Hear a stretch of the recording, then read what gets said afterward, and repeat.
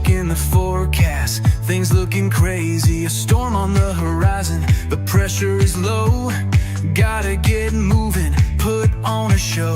The news is all buzzing, state of alert, but we've got a plan, we're ready to work. Emergency Management Associates, we're here for the crisis, we're here for the face. From the first sign of trouble to the all clear sign, we're on the front lines, we're one of a kind. Emergency Management Associates, we're the calm in the chaos, we're opening gates, connecting the dots and making the calls. We're picking you up when you're starting to fall.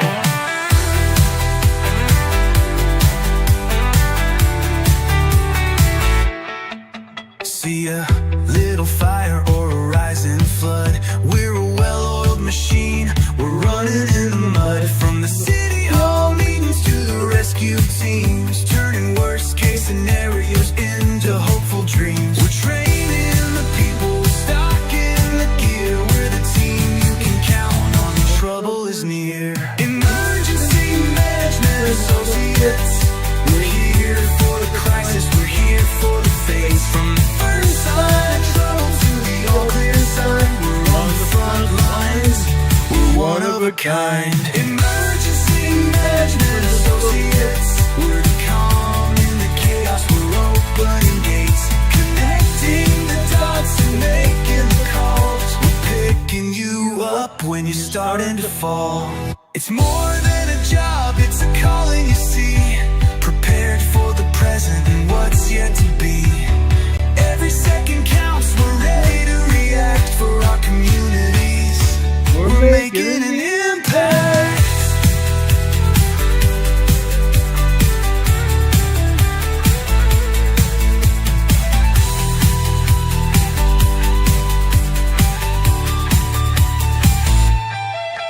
Emergency Management Associates, we're here for the crisis, we're here for the fates. From the first sign of trouble to the all clear sign, we're on the front lines, we're one of a kind. Emergency Management Associates, we're the calm in the chaos, we're opening gates, connecting the dots and making the calls. We're picking you up when you're starting to fall. Yeah, we're picking you up, we're ready to go. EMA, let's get this show on the road. Let's get this show on the road, guys. What do you think? Let's do it. Let's put it in the can.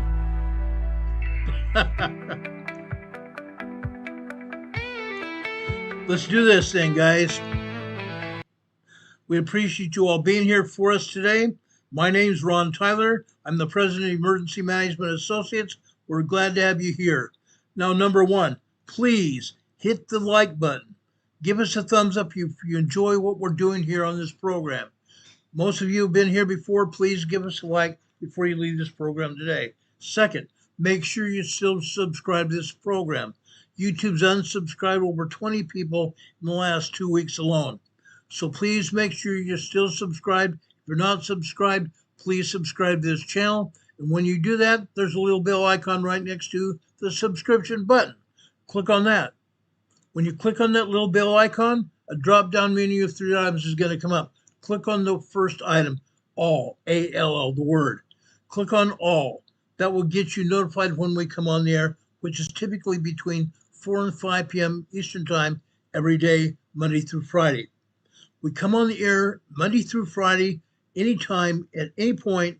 When there's an emergency or disaster, we come here on the air to talk about it and give you the information as soon as the information becomes available to us.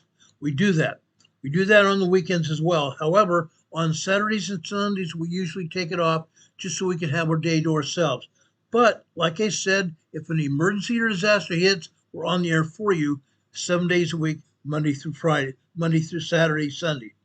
Now, guys, also on Sunday afternoon about 12:30, actually 12:30, 1 o'clock, we come on the air and give you a Sunday school class every week. We've been doing it for about 5 years now. Every week we've been doing it. It's called Come Follow Me, the Savior Said, a weekly Sunday school class we invite all of you to be at. We'd appreciate that very much. Now, guys, we love you. We appreciate you being here. We talked about emergencies and disasters. That's our prime responsibility. Okay? Now, number one, right off the bat, last night, Boston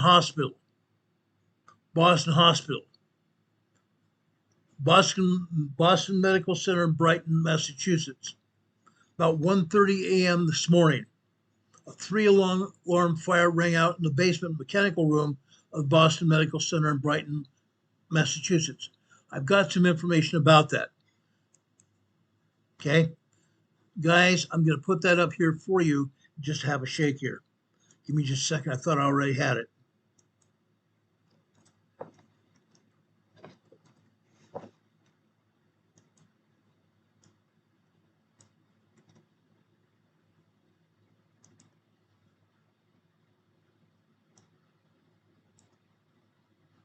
Ray, well, breaking news this morning, a fire breaking out at a hospital in Brighton. It prompted evacuations this morning and overnight. Yeah, and firefighters were first called to the Boston Medical Center, Brighton, around 2 this morning. It used to be called St. Elizabeth Medical Center. Boston 25 News reporter Kelly Sullivan joining us live there now. Kelly, we heard from the department and also officials there in the past hour.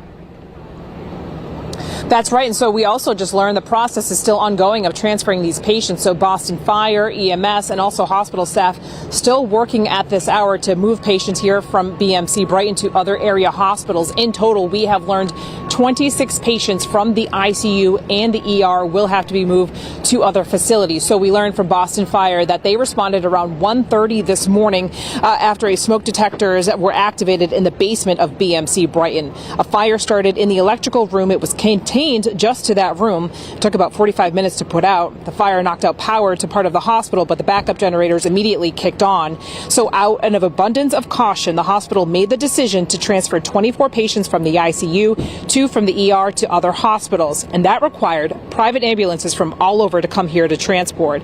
And the ICU is on the 5th floor, so it was a labor-intensive process with firefighters working alongside hospital staff with patients on stretchers, carrying them down 2 flights of stairs.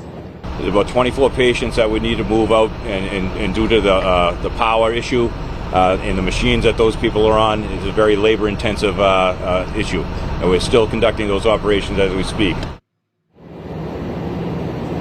So as a result of the fire, some planned elective procedures and outpatient appointments are being rescheduled, and the ER is not taking ambulance patients at this time. So if somebody walks into the ER, they will be evaluated and assessed, and then they will go from there. So we know that the hospital has reached out to those impacted patients' families to let them know of the situation, let them know where those patients were moved to. Right now, it's unclear just how long this hospital will be on these backup generators. Also, too, the fire department tell us they're investigating the cause of the fire. Reporting live in Brighton, Kelly Sullivan for your local station, Boston 20. Okay, that's the situation in Boston. As I said before, this is ongoing. This is an ongoing operation. Why? Because the power went down at the hospital. They lost power because of a fire in the basement mechanical room. They don't know when the power is going to be able to come back up, and they have no idea what they're going to have to do to make that happen. They're still working on it. Again, Boston Hospital Medical Center in Brighton, Massachusetts, formerly St. Elizabeth's Hospital. I worked for that hospital when I did a disaster drill on Cape Cod back in 2014. They were forced to evacuate 26 patients, including ICU and residents in other facilities. They moved all those patients, 26 patients, to other hospitals and facilities. There were no injuries reported, but the fire caused a power outage and disruption to medical care. This incident involved emergency evacuations, but resulted in no patient injuries at all. I want to give thanks to all the medical personnel and also the firefighters and paramedics in Boston. All the backup ambulances, private ambulances were also enlisted to help care for these patients and transport them to other facilities. I want to give a thanks to them. I want to give them a claps as well. Applause. They deserve it. How would you like to get woken up in the middle of the night as part of an ambulance crew or fire department? Get woken up in the middle of the night to go to an event. That happens all the time. But in this case, it was a hospital. So tensions are especially high. But they did it, and they did it in good fashion, and they're still working on it today. That's a good thing. That's a very good thing. I'm very happy that they were able to do that. I'm very excited those patients were taken care of, and no injuries resulted. That's a wonderful thing. Very wonderful thing. I appreciate all those patients. I appreciate all those medical people and paramedics and firefighters who were able to do that last night, early this morning. Thank you to all those Boston people. Next thing I want to do is talk about Minnesota and California. Minnesota and California has been in the news as of this late last year and early this year. In Minnesota, different story in Minnesota. Tim Walz, the governor of Minnesota, is resigning. He's going to resign. Why? Because he's literally on pins and needles whether he's going to be prosecuted for ill will and fraud. Ill will and fraud. Conservatives on social media were outraged today after Democrat lawmakers in Minnesota united to block a Republican effort and an effort to investigate further and impeach Governor Tim Walz and Attorney General Keith Ellison for fraud. A resolution was taken up by the Minnesota House Rules and Legislative Administration Committee to launch an impeachment investigation to allow the committee to hold hearings, issue subpoenas, and further investigate the massive fraud scandal in Minnesota that involves Tim Walz. It's come out that Tim Walz is very much aware of what has happened in Minnesota, and Tim Walz is also very knowledgeable of what's happened with Attorney General Keith Ellison as well. They've committed fraud. It's proven. They were responsible for it. They could have prevented it, but they did not do it. Now the Democrats are trying to hold the Republicans and everybody else accountable when they themselves have committed the fraud. The fraud scandal is now being blocked after all 8 Democrats in the committee voted against it. All 8 Democrats in Minnesota voted against it. We have hospitals closing in Minnesota. We have law enforcement agencies struggling to pay their bills to get their officers on the road. They have all kinds of problems with Minnesota agencies. But where has that money gone to? Illegal aliens in Minnesota. Okay? Right now, the Republicans, the conservatives in Minnesota, and all the other people in Minnesota are trying to do an investigation. And now the Democrats are trying to block it. The bill is going absolutely nowhere, dead on arrival, according to the House committee in Minnesota. On social media, conservatives blasted the Minnesota Democrats for not taking seriously the unfolding fraud scandal, which is estimated to cost taxpayers a total of up to $19 billion. $19 billion in Minnesota alone. That's terrible. And guess what? It's ongoing. It hasn't stopped. Despite years of whistleblower reports, dozens of hearings, local news stories by the news media, court convictions. Yes, court convictions, guys. Democrats continue to block any investigation involving Tim Walz, Minnesota Fraud Committee Chair Representative Kristen Robbins, who's running for governor. They protect each other. They protect each other to protect their political base. Now, Amy Klobuchar is also part of this protection racket. She's actually funded the protection racket to protect these Democrat lawmakers. Okay? A town hall columnist, Dustin Juraj, posted today, every single Democrat in Rules Committee voted to block an investigation into that fraud, the costing taxpayers billions of dollars. That is absolutely disgusting. Now, you know what happened in Minnesota last year. Nick Shirley, a 21-year-old man, fresh out of mission field, where he was a missionary in another country, came back and started an investigation into Tim Walz and the fraud in Minnesota. He's actually got all kinds of information that he's passed on to not just the Minnesota lawmakers, but also U.S. lawmakers in Washington, D.C. Now, Nick Shirley is also involved in this, but he's not involved with the fraud. He's been investigating the fraud himself. Nick Shirley, you see pictured here. California is moving on. Nick Shirley went into California as well. Now, California is also trying to stop Nick Shirley and also other news media from reporting on the fraud in California. A new bill presented by Democrats in California dubbed the Stop Nick Shirley Act. Stop Nick Shirley Act. It passed its first hurdle in California's legislature this past Tuesday. The bill's movement comes after 24-year-old independent journalist Nick Shirley published a 40-minute video on hospice fraud in California. He posted a 40-minute video several weeks ago about hospice fraud in California. He tried to interview people that ran away from him, drove away from him. His video racked up 42 million views on X alone. 42 million views on X alone. He's also brought public scrutiny to California's federally funded Medicare programs. Unreal, guys. Uncut, pick and real. Other investigations have found that a single program is causing the state to hemorrhage $6 billion in fraud annually. $6 billion in fraud annually. And that's just in Medicare. That's just in Medicare, guys. This act that the Democrats have put forth in the state of California was sponsored by Assembly member Maya Bonta. Maya Bonta, B-O-N-T-A, the wife of California's Attorney General, of course. Who else would do it? The California Attorney General is Democrat. Who else would do it in the legislature but his own wife? Unreal. Now, Maya Bonta, the wife of California's Attorney General, would outlaw the sharing of photos or personal fraud data of immigrant service providers. Okay? Their bill would outlaw the sharing of photos or personal data of immigrant service providers for fraud in the state of California.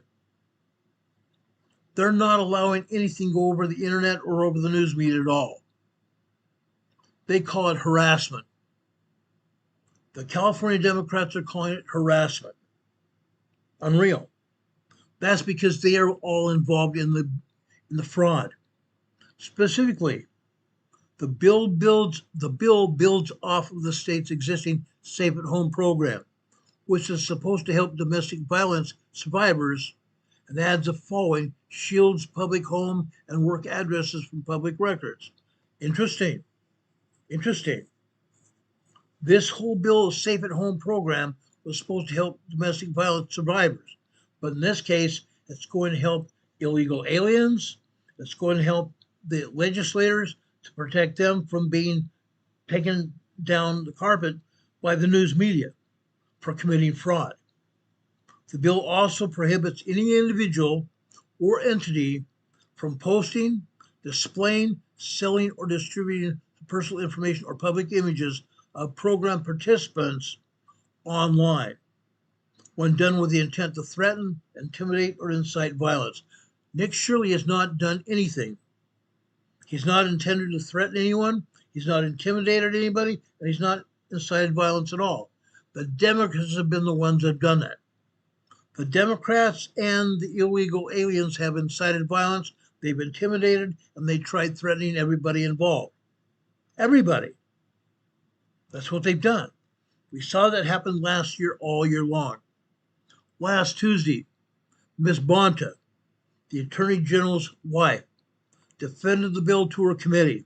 Quote, "This program allows participants to keep their home and work addresses out of public records, giving them a critical layer of protection and privacy." Really?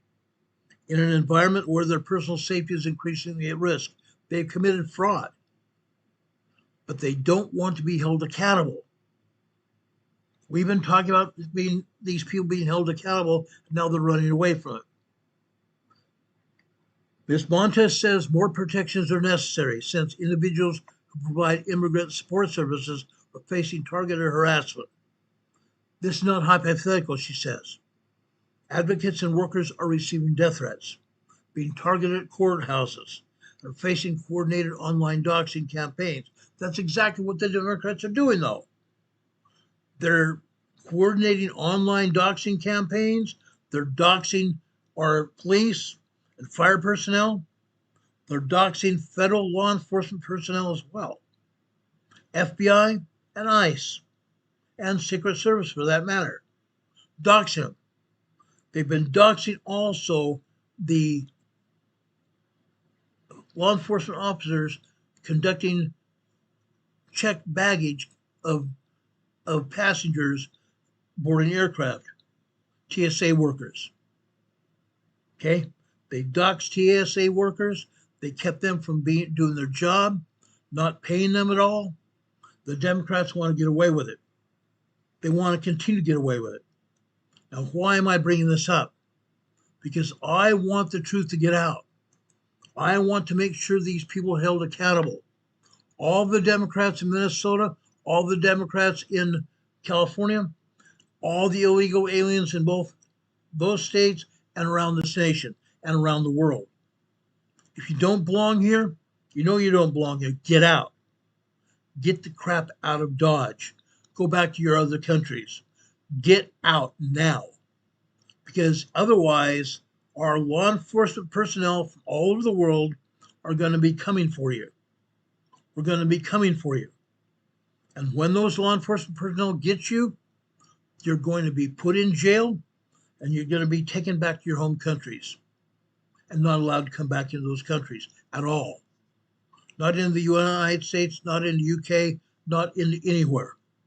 Not going to be allowed to come back at all. Okay? As for these lawmakers, these illegal lawmakers, okay, I'm calling them illegal because that they've committed illegalities. They committed fraud. They continue to support fraud. We taxpayers have been paying taxes from January to May every year, and this money has gone to support fraud. That's got to come to a screeching halt. That has to come to a screeching halt.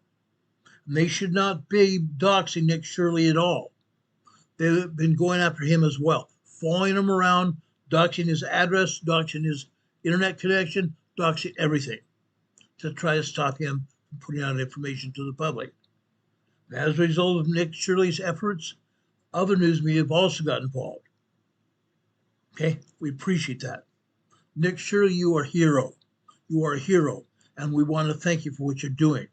Nick Shirley, we want to invite you to this program to talk to yourself about what's going on. I know Nick Shirley gets a lot of information. He's gotten a lot of interviews. I invite him on this program as well. Nick Shirley, there's plenty of information going on where you can find ways to contact me. Go ahead and do so, and we'll put you on the program. I have no problem with that. Thank you for your service, Nick. It's very much appreciated. Now let's talk about earthquakes, guys. Let's talk about earthquakes around the world first. I'm not going to spend a lot of time in it because there's also a lot of volcanoes going on. We want to talk to you about what's happening here. Okay? Very much important. Very, very important here. Okay? Now, let's go to USGS map here. I'm bringing it up here. I'm going to take down our webcam here. I'm also going to take down our EMA banner here. Okay, over here in the Northwest Pacific Ocean, you see Kamchatka Russian Peninsula here. I'm going to quickly move that out. Okay, I'm going down here in the western part of Russia and China here. Okay, right here. This is Russia. Now, I can't pronounce the name of that town. It's Prebrazdheniye, Russia. This is a 4.4 earthquake here. 4.4 earthquake here along the coast of Russia. Okay, we don't often see earthquakes here, but I want to show you that. Down here off the coast of central Japan, this is a 5.0 large earthquake. 158 miles southeast of Kateura, Japan. Kateura, Japan. Kateura, Japan. large 5.0 earthquake. Notice where it's at. Notice where it's at. It's on the fault zone. The fault zone runs all the way down through the Mariana Islands. We have some earthquakes here we also want to talk about. Let's go down here to northern Mariana Island Trench here. This is called the Volcano Islands of Japan. The Volcano Islands of Japan. This is a 4.8 earthquake here, 6.2 miles, 10 kilometers deep. Further south than that, right here. This is a 4.6 in the Mariana Islands here. Now, we have no more earthquakes here in the Mariana Trench here down to the south. But I want to show you something, guys. Right here. Right here, we talked about a huge typhoon here with 190, 195 mile per hour winds here yesterday and the day before. Now this typhoon hurricane is now moved to the west. It's going to continue to move over here into China. It's going to move into China, southern Japan, and China here. Okay, that's where it's going. Now, I want to also point out here, okay, this is Saipan here. That's Saipan. This was directly, took a direct hit from the typhoon. Other islands such as this one down to the south.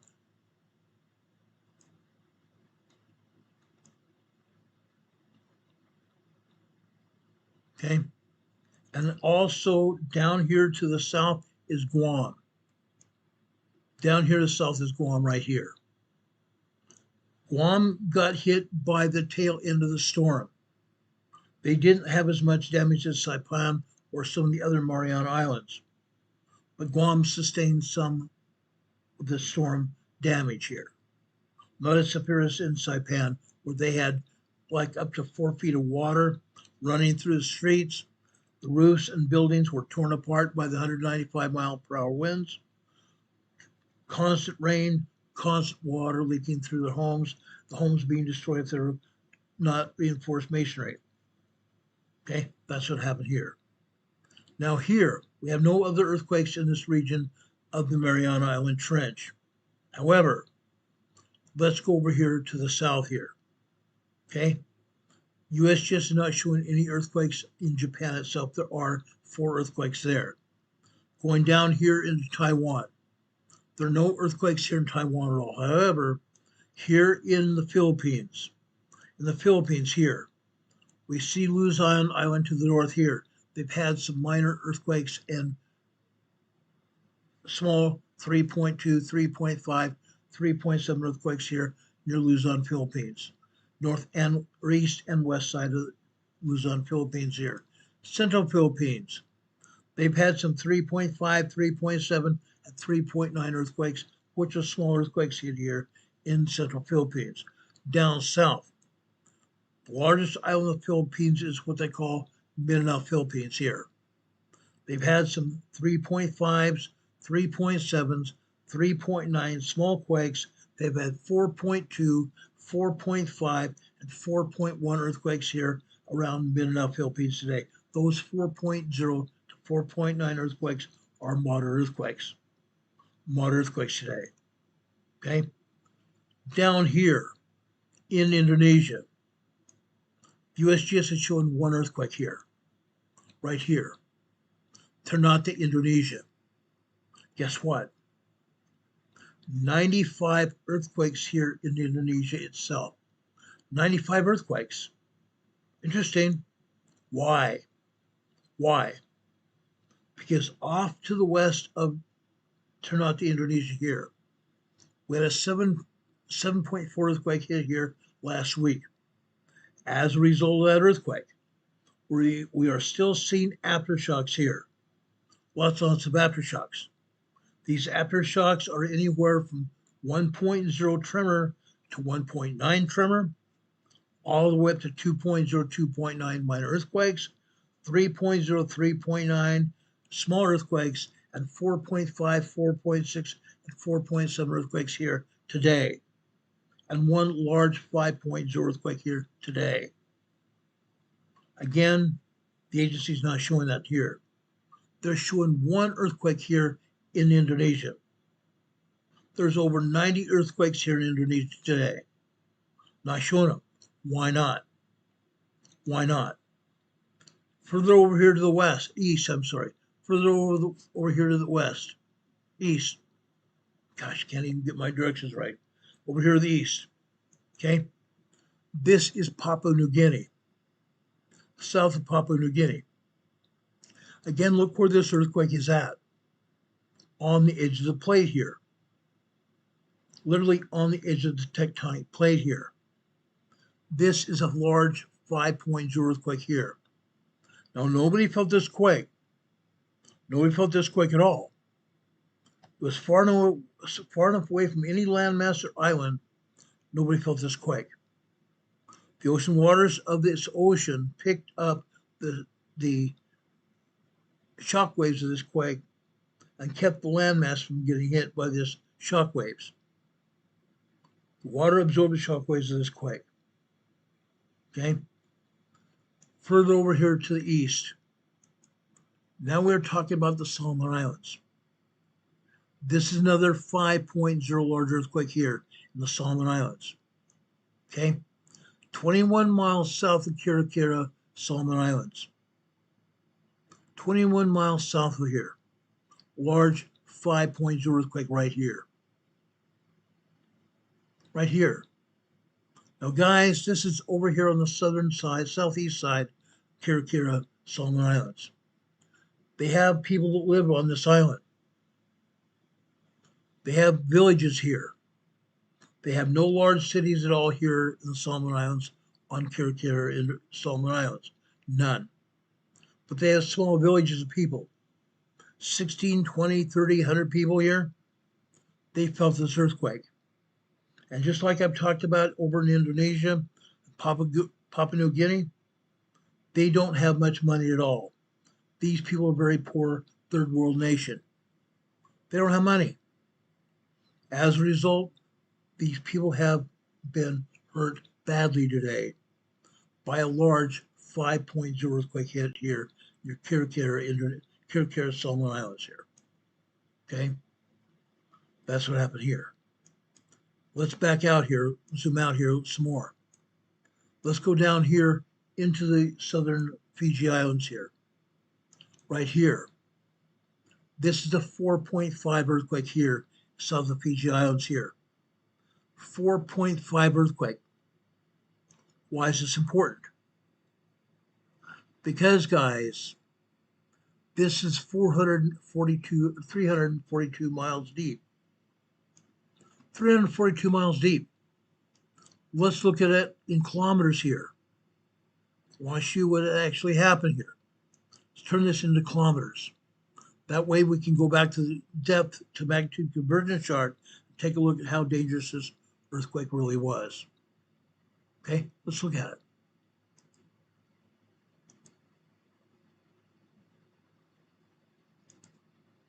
Okay. This earthquake was 558 kilometers deep. 558 kilometers deep. Let's take a look at the depth of magnitude convergence chart here. Okay.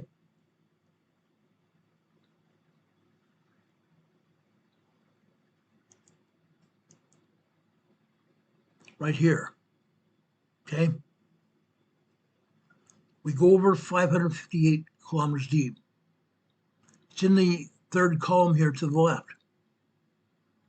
We look at 555, 560. Let's say we have to add a 1.31 to this magnitude of this earthquake. 1.31 to the magnitude of this earthquake. Let's go back to the map. We add a 1.3 to this earthquake. Guess what? Now we are talking about a 5.8, 6.0 earthquake within the next 3 to 10 days.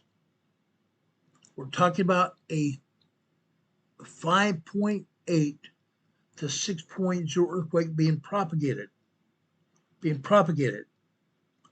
A shallower and stronger earthquake being propagated from this quake today. Within the next 3 to 10 days, we're going to have that earthquake in this region, somewhere in this region. You can go all the way down here to New New Zealand. Go down here in the Kermadec Islands where you see this earthquake here. We're going to talk about it in just a second. This earthquake could also go up here into Tonga, Samoa region. Go over here to the main islands of Fiji, or the Legacy Islands here in New Caledonia here. Okay, or go further to the west over here to Vanuatu, or the Solomon Islands, or even over here into Papua New Guinea. We're talking about a very large 5.8, it's a very strong 6.0 earthquake in the next 3 to 10 days. It's going to happen. Every time we've done this, every time we've assessed the magnitude of these earthquakes, we told you it's going to happen, then it does. We've been spot on with this. That's what's going to happen in the next 3 to 10 days as a result of that earthquake in the southern Fiji Islands. This earthquake down here in the Kermadec Islands here. The Kermadec Islands belong to New Zealand. However, the Kermadec Islands here are unoccupied by humans. This is a bird sanctuary region. The Kermadec Islands are bird sanctuary. But remember this earthquake. We're going to come back to it a little bit later when we talk about earthquakes in the Pacific Northwest in Washington State. We're going to show this earthquake being recorded by the seismographs in Washington State, Oregon, and even California. Okay? This is a 6.0 very strong earthquake. Okay? 6.0 very strong earthquake, 10 kilometers, 6.2 miles deep. Okay? This earthquake, okay, happened early this morning.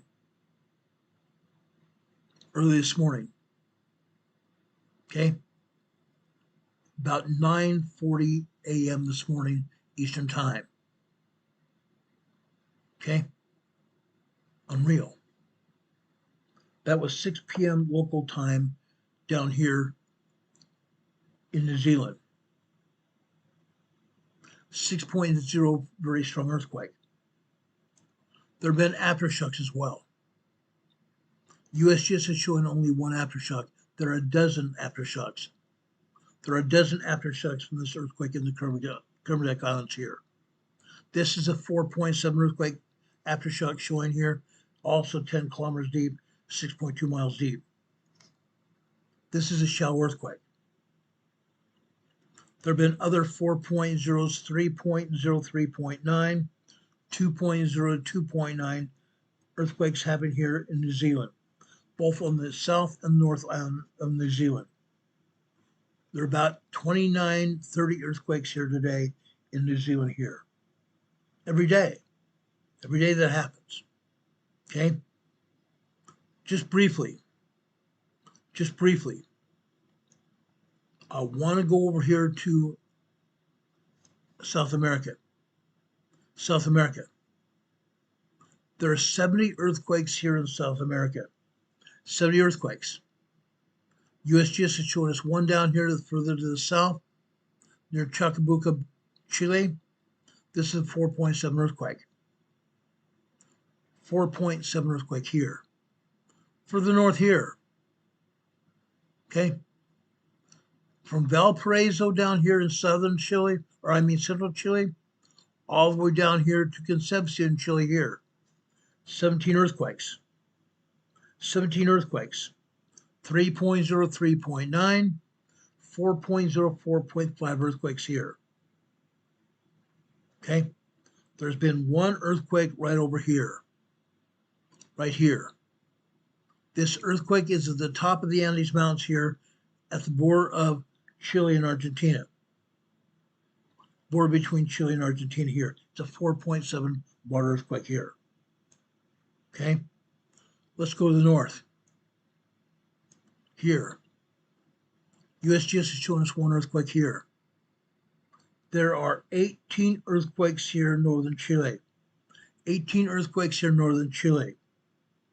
They're showing a 4.7 earthquake up here in the top of the Andes Mountains, literally at the border of Argentina And Chile here, this happens to be 102 kilometers west of San Antonio de los Cobres, Argentina. West of San Antonio de los Cobres, Argentina, at the top of the Andes Mountains here. Okay? This happens every day. Literally every day. But they're not showing any other earthquakes here. Why not? There's 18 of them. Now there's two provinces here. Atacama, Chile, and Tarapacá, Chile. 18 earthquakes here.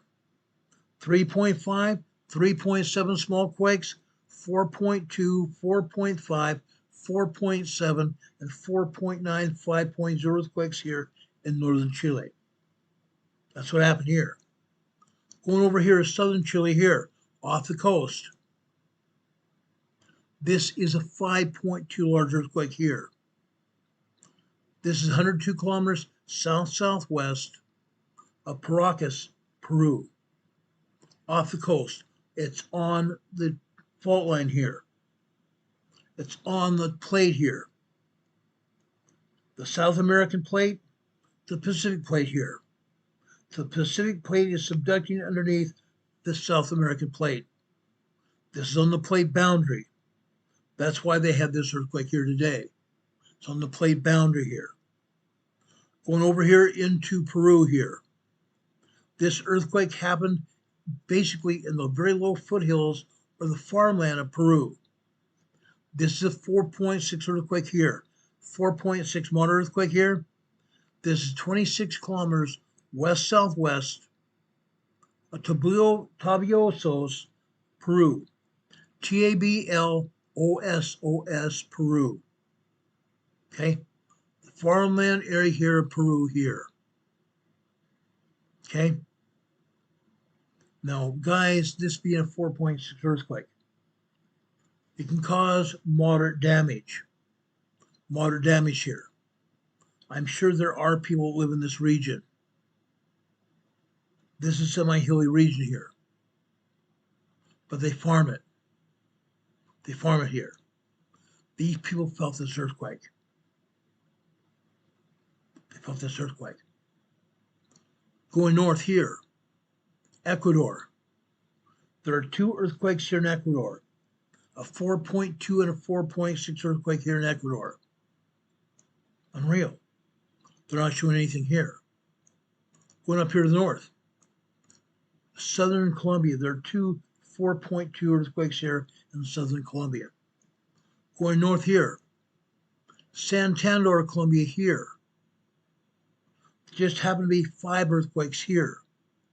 2.0, 2.1, 2.3, and 2.7 earthquakes here near Santander, Colombia here. Going north here, more earthquakes. More earthquakes. There are 3 minor earthquakes right here. Northern Colombia. Going over here into Venezuela.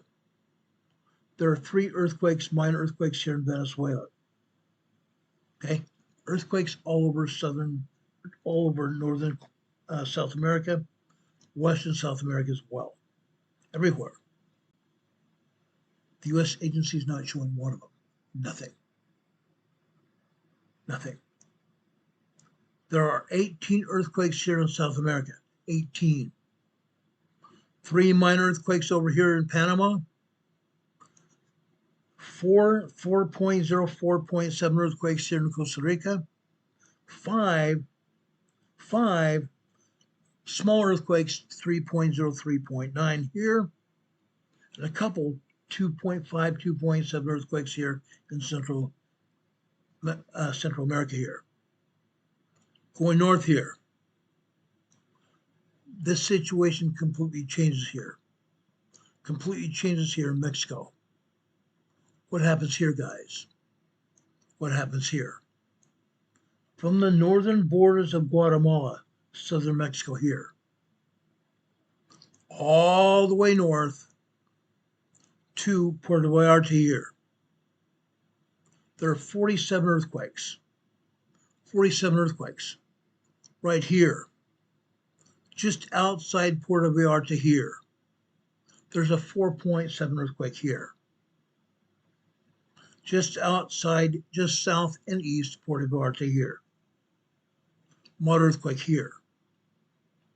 There are small and moderate earthquakes all throughout southern Mexico here, up and down the entire coastline and inland as well. They're happening. They happen all the time.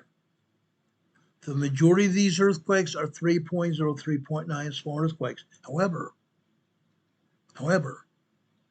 there's about a dozen of those earthquakes here in South America or southern Mexico that are moderate earthquakes. 4.0, 4.9 earthquakes, southern Mexico here. They're not showing any of them. Okay, let's go north here. Every day we see earthquakes here in Southern California, every day. They're happening. We know for a fact they're going on. On the map, they're not showing it. Very few earthquakes make the map at all. Here in Western Nevada, we are still seeing aftershocks. We're still seeing aftershocks from 5.6, very large earthquake a few days ago. 5.6 earthquake hit here several days ago. We've still seen earthquakes here. These are swarms of earthquakes, guys. Swarms. These red earthquakes just happened today within the last 30, 40 minutes. This earthquake right here, it's a 1.7 tremor. This earthquake right here, it's a 1.6 tremor. This is a 2.4 earthquake. 2.4 earthquake. This earthquake right here is a 2.1 minor earthquake. This is a 3.0 small earthquake. Why does this matter? It should matter. Because these earthquakes here, now we are probably counting over 300 or 400 earthquakes since the 5.6 earthquake hit here this several days ago. Okay? This is on what they call the Walker Lane Fault. I did a program earlier this week about this.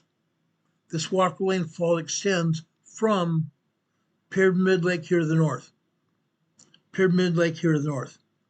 The Walker Lane Fault starts here on the southern end of the Pyramid Lake, goes all the way through California here, through western Nevada here, goes all the way down through here, through western California, continues all the way down near the south, past Antelope Valley, California, where we had a 6.0 earthquake 4 years ago. 4 years ago, on the Walker Lane Fault, near Walker Lake. The Walker Lane Fault continues south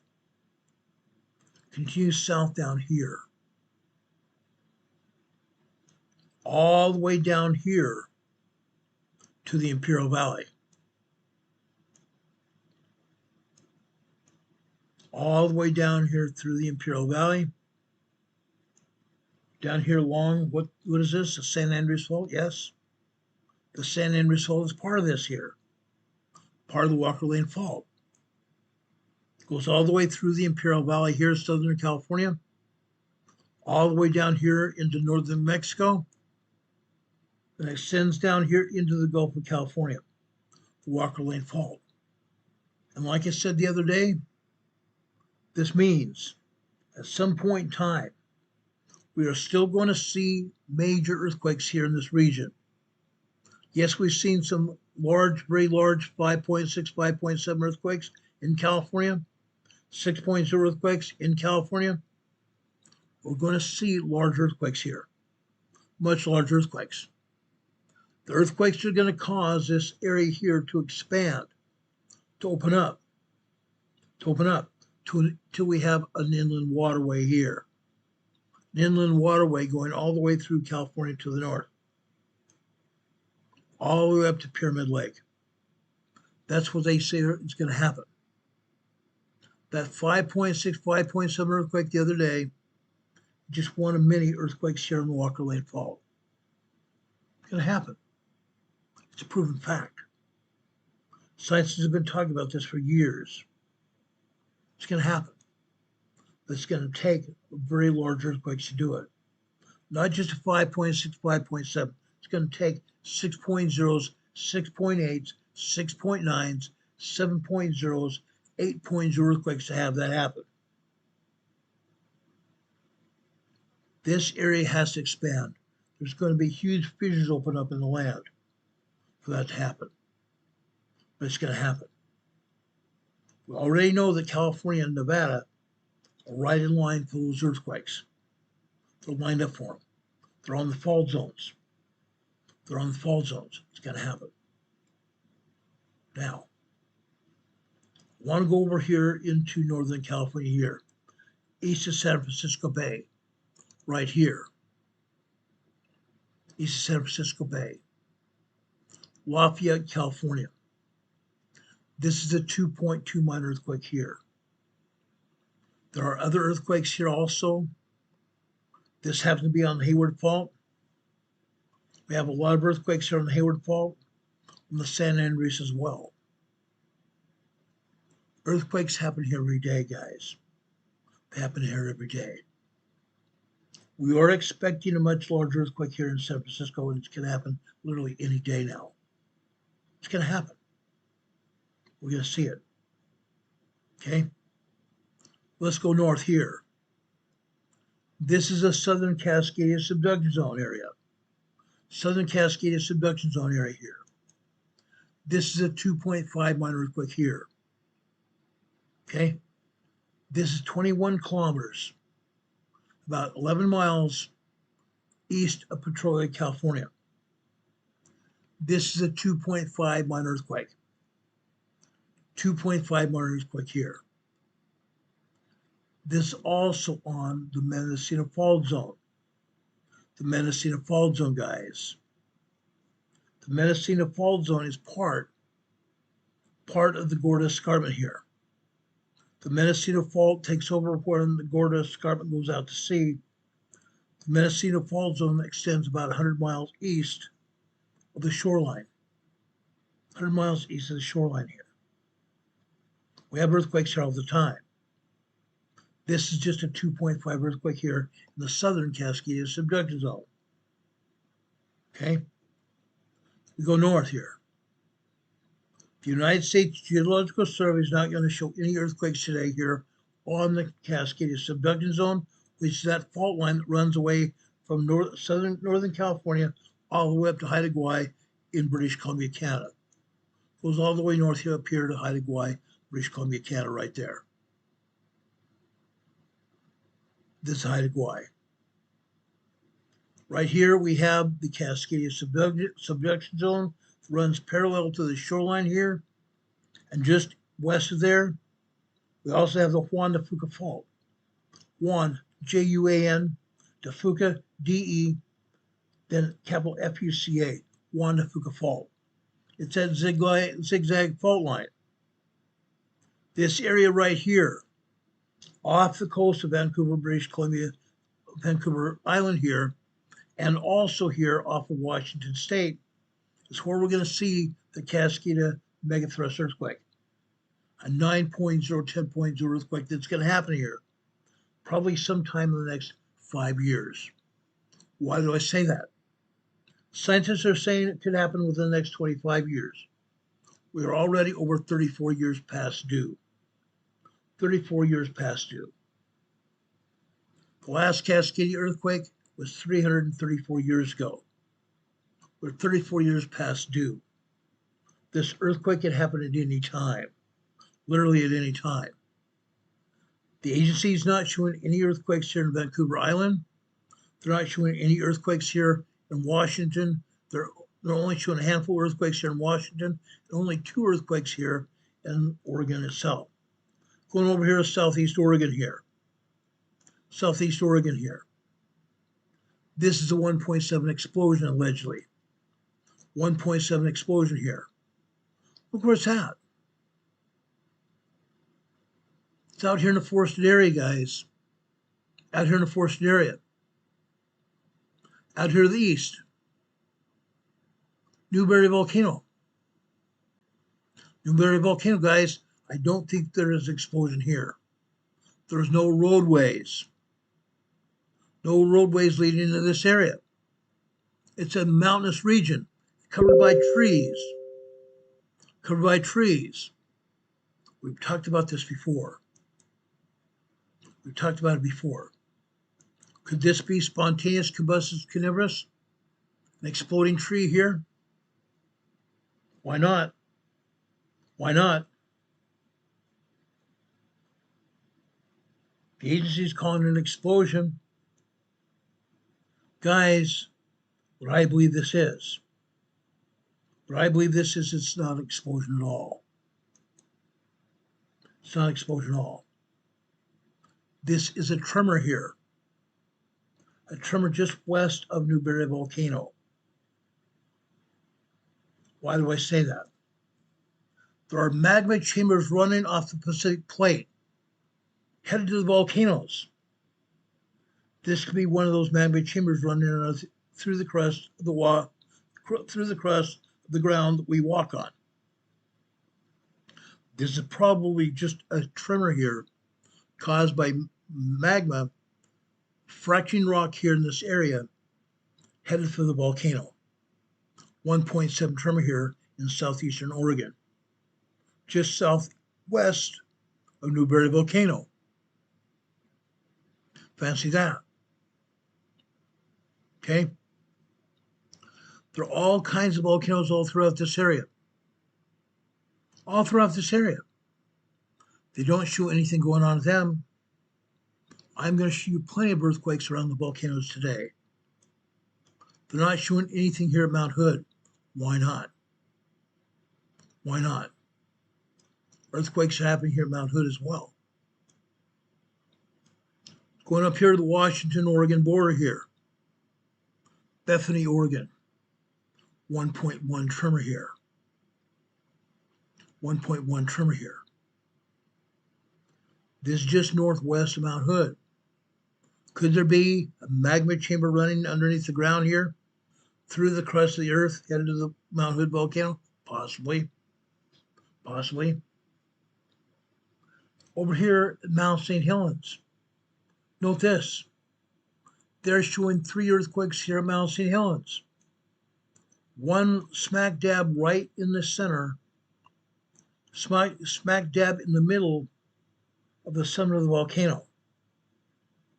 A 0.8 microquake here. A 0.8 microquake here. Interesting to know. This earthquake is 2 miles deep. 2 miles deep. The 0.8 microquake. Right next to the northeast here, this is a 0.4 microquake here. Both these earthquakes here are about 38 kilometers northeast of Amboy, Washington. Why is USGS confronting them as being near Amboy, Washington? Because they don't want to admit that this volcano is moving. They don't want to admit that this volcano is moving, and it is. It is moving. Up here to the northeast here, the foothills of Mount St. Helens. This is a 0.6 microquake here. In this case, the agency is saying this is 37 kilometers southeast of Morganton, Washington. Again, this is in the foothills of Mount St. Helens. Mount St. Helens. Right here. This is Spirit Lake. When Mount St. Helens erupted in 1980, some of the lava flow, some of the lahar flowed out of Mount St. Helens all the way down the hillside in the Spirit Lake. In the Spirit Lake. Yet we're having microquakes here in the foothills of Mount St. Helens. Mount St. Helens is gearing up for another eruption. Mount St. Helens and Mount Rainier gearing up for another eruption here. We go north here, south of Mount Rainier. They're calling this a 0.7 microquake here. They're calling this a 0.7 microquake, just directly south of Mount Rainier. They say it's 4 miles, 2 miles, 4 kilometers southwest of Packwood, Washington. Interesting enough. Southwest of Mount Rainier. This is a 0.9, 1.0 tremor here. 6 kilometers southeast of Mineral, Washington. Interesting. Interesting. They're not showing any activity at Mount Rainier at all. They should be, because I'm about to show you activity at Mount Rainier. Further north here, right here, 2.0 minor earthquake here near Fairfield, Washington. Fairfield, Washington. 2.0 minor earthquake. Then we go out here to the peninsula. This is a minus 0.1 microquake. 4 kilometers southeast of Quilcene, Washington. Amazing. Amazing. We have a volcano right here, Olympic Mountain. Earthquakes occur here every day. Every day. Every day. USGS wants to call this a tremor here, Quilcene, Washington. It's probably affiliated with Olympic Mountain, the volcano. Further to the northwest here, we have another explosion here. 1 mile south of River Road, Washington. 2 kilometers, 1 mile south of Riverwood, Washington, a 1.7 tremor here. Interesting, look at this. Look at this, guys. What actually happened here? What actually happened? Semi-forested agricultural area. It's not likely to have an explosion here. Yes, I've done my research. There is no activity at all showing an explosion here in Washington State. None. Not a thing. This is a 1.7 tremor here, not an explosion. Not an explosion. But again, USBS would have it as an explosion. Spontaneous combustion carnivorous. Demon Catman made this meme for me. Demon Catman, thank you for that. God bless you, brother. Appreciate you a lot.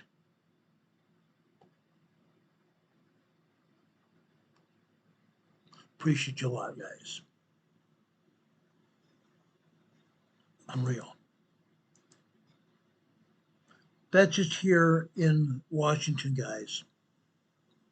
That's just here in Washington. There's a lot more. Let's go to the north.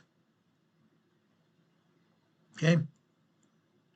USGS is saying this is a 1.0 tremor here. Half mile, 1 kilometer east-southeast of Sudden Valley, Washington. Interesting to know, where is this earthquake at? Lake Whatcom. Lake Whatcom. What else is here? Yes, this is a 1.0 tremor here. What else is here near Whatcom? This is Whatcom County. What do we have here? Mount Baker. Mount Baker, guys. Mount Baker's been having earthquakes. Mount Baker's been having tremors here as well. I'm going to show you activity here at Mount Baker. I'm going to show you activity at Glacier Peak. I'm going to show you activity at Mount Rainier, Mount St. Helens, Mount Hood, Newberry Volcano, Moon or Bachelor Volcano.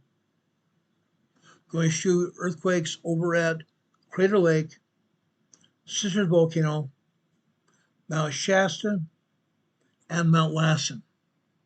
I'm going to show you earthquake activity at Mammoth Mountain. We have some time. If we have some time, I'm going to show you earthquake activity at the big, huge super volcano east of Mammoth Mountain, Long Valley Volcano. That's what's happened here. North of Mount Baker up here. Vancouver, British Columbia here. They have another explosion here, USGS. They're calling this a 2.0 minor earthquake explosion. 2.0 explosion here. 6 kilometers southwest of Princeton, Canada. Interesting to know. Princeton, Canada is pretty far north from this earthquake. I believe it's an earthquake. I don't believe this was an explosion at all. Let's zoom in here. Again, it's a forested area. You can see the trees here. Yes, there's a quarry south of there, but I do not think that this earthquake had anything to do with the quarry. Spontaneous combustus carnivorous? Possibly. But I believe this is also an earthquake today. Earthquake here. Okay? 2.0 explosion, 2.0 earthquake here. Minor earthquake here. Okay? Washington State. Actually, this is Vancouver, British Columbia, north of Washington. This is Canada. This is Canada here. Okay? That's what they want to show us here. Let's take down the USGS map now.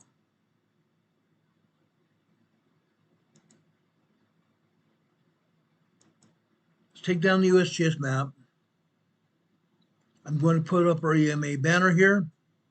I'm also going to put up the volcanoes here. Show you what's really going on here with the volcanoes. Right here. This is Mount Baker, guys. This is Mount Baker. Let me expand this out so you can see what I'm talking about here.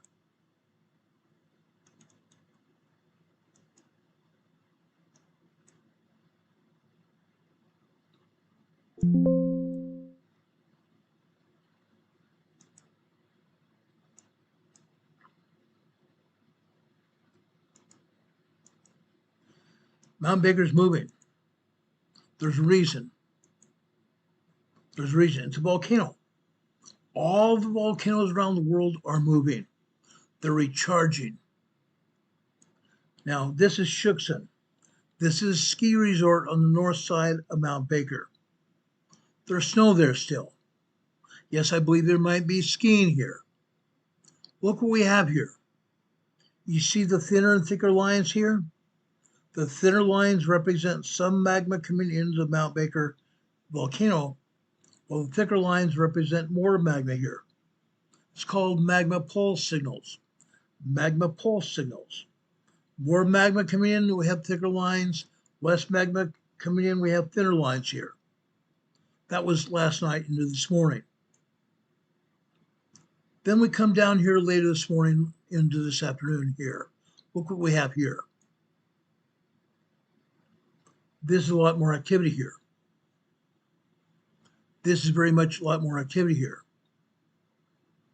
When does this occur?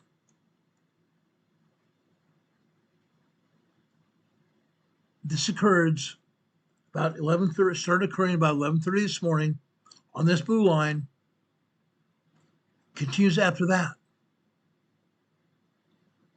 12 noon on the black line here. What are we seeing? We're seeing larger deposits of magma coming into the volcano here. Thicker lines. With these thicker lines, we also have tremors and minor earthquakes happening here. Tremors and minor earthquakes. This longer black line here is a 2.7, 2.8 earthquake, minor earthquake. We have 2.0s here. We have 1.9, 1.8 tremors here as well. And minor tremors here like 2.1, 2.3, 2.4 minor tremors. Look what's going on. These are magma pulse signals, guys. More magma coming into the magma chamber, less magma coming into the magma chamber here. Magma blobs here. Magma blobs here. It's ongoing. It's ongoing, guys. It doesn't stop. It literally doesn't stop. Now, while USGS and the Pacific Northwest Seismic Network that's showing this seismogram to you today, they're not being very creative here. Yes, they are showing large amounts of magma coming to the magma chamber here. There's a lot more going on than that. Okay? Let me show you more here. This might blow your mind. This other seismogram here is a VLF wave seismograph.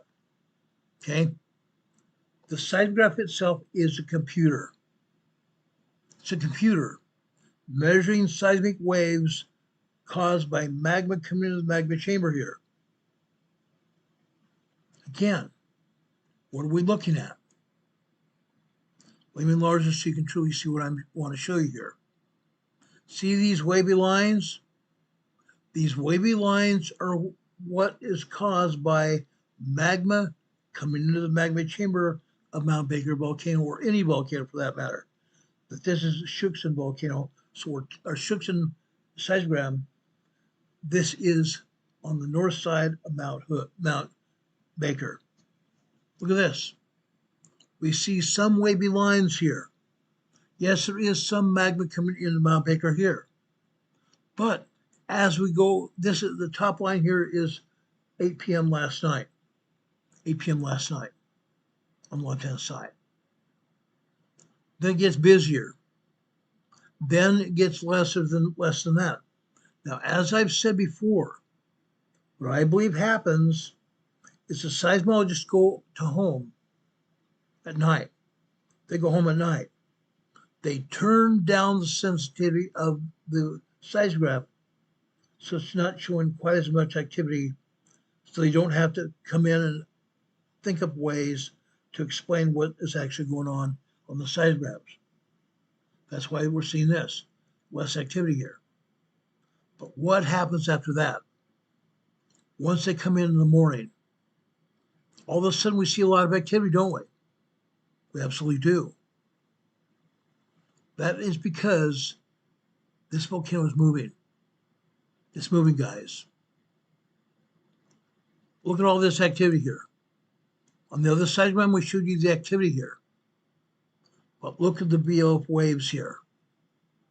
Look at the VLF waves here. They get even busier.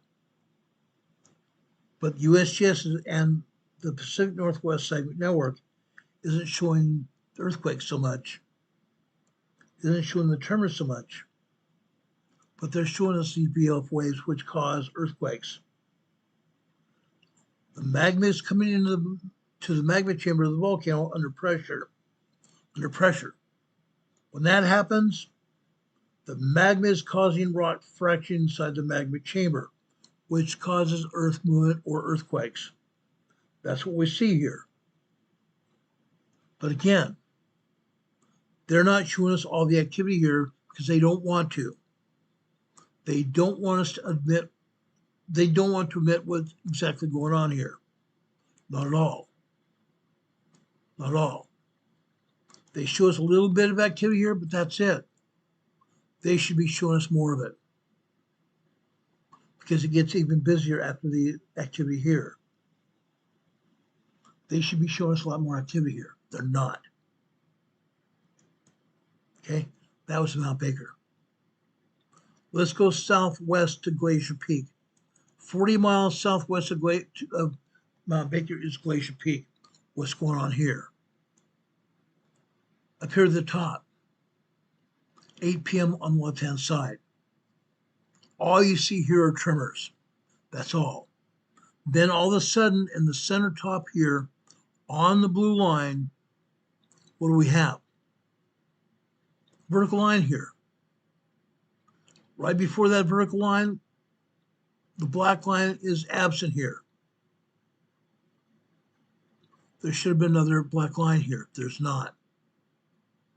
That means there was a time here last night when they shut off the seismograph.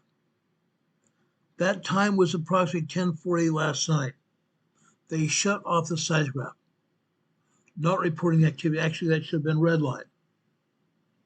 They shut off the seismograph for 15 to 20 minutes. Then you see here on the blue line here.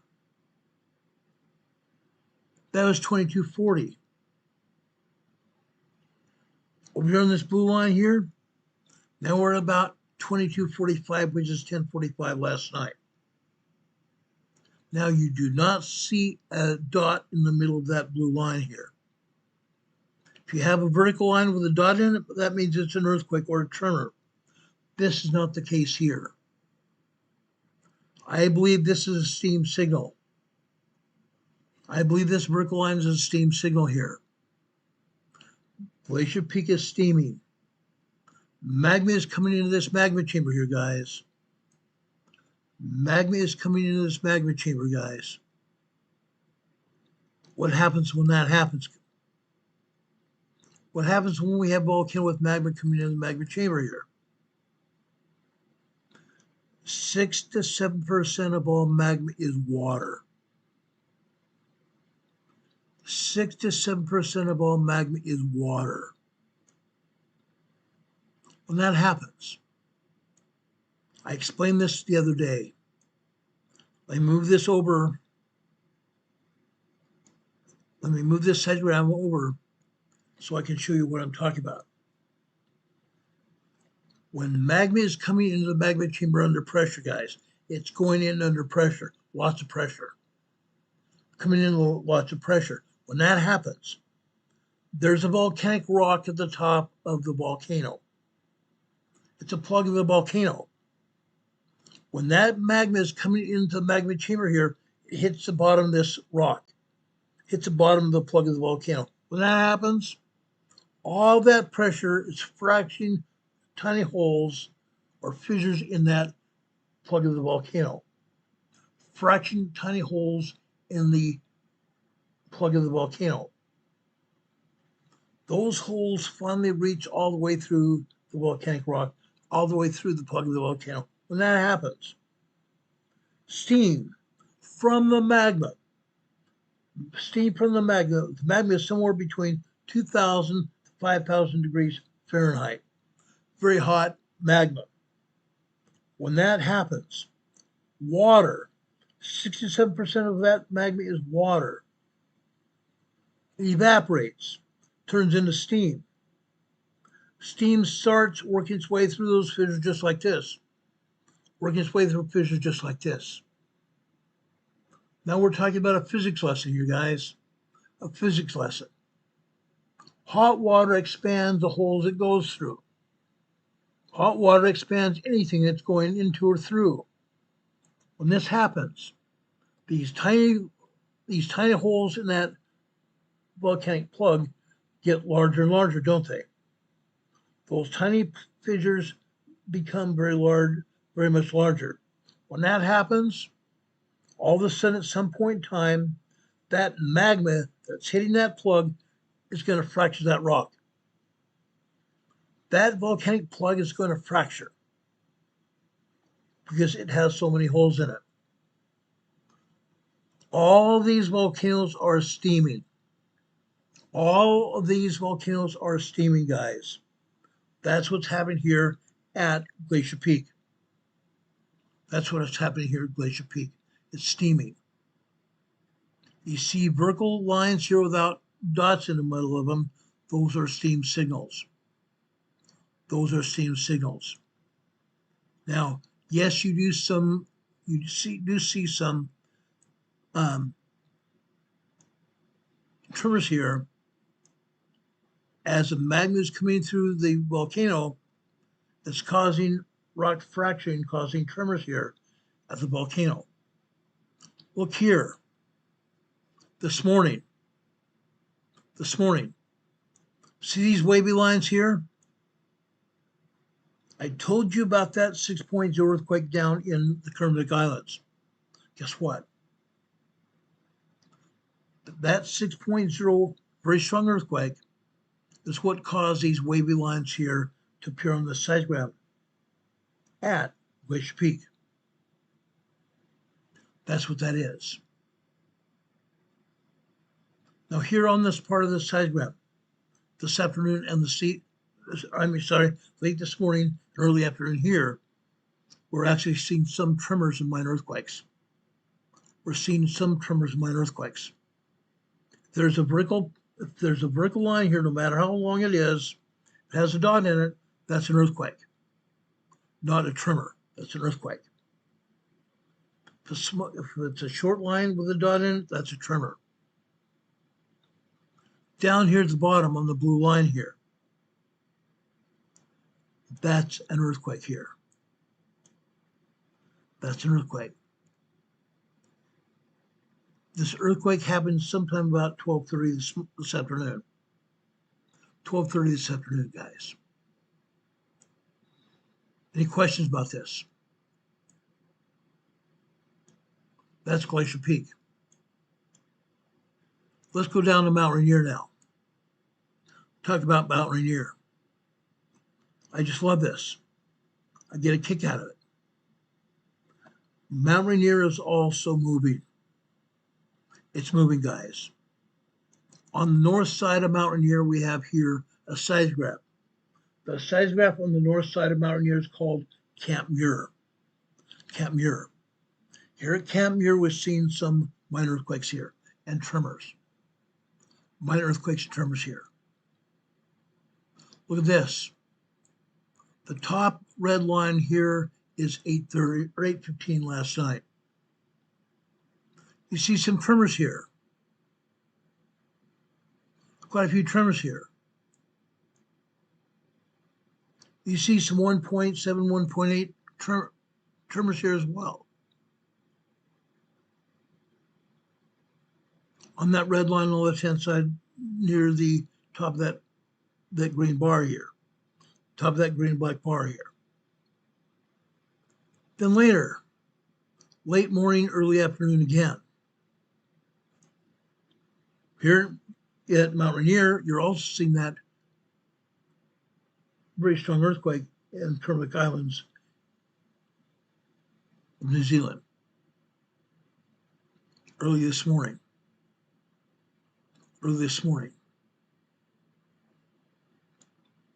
You're seeing some steam signals here at Mount Rainier as well.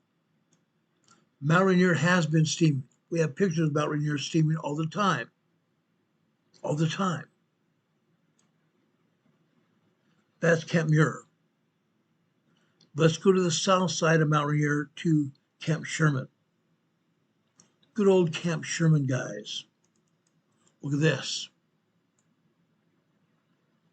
Look at this. Camp Sherman is moving. As I have explained before, here at Camp Sherman, we are seeing harmonic tremors here at Mount Rainier. Harmonic tremors happening here at Mount Rainier today, last night as well. Look at all these harmonic tremors going on. Look at the length of these harmonic tremors. 2.0, 2.3, 2.4 earthquakes here. Harmonic tremors. Magma is coming into Mount Rainier at such force it's causing vibrations inside the magma chamber here. It's causing vibrations inside the magma chamber here at Mount Rainier. This has been going on for quite some time. I want to show you one more sideground here at Mount Rainier Star on the western side foothills of Mount Rainier. Let's look at Star here.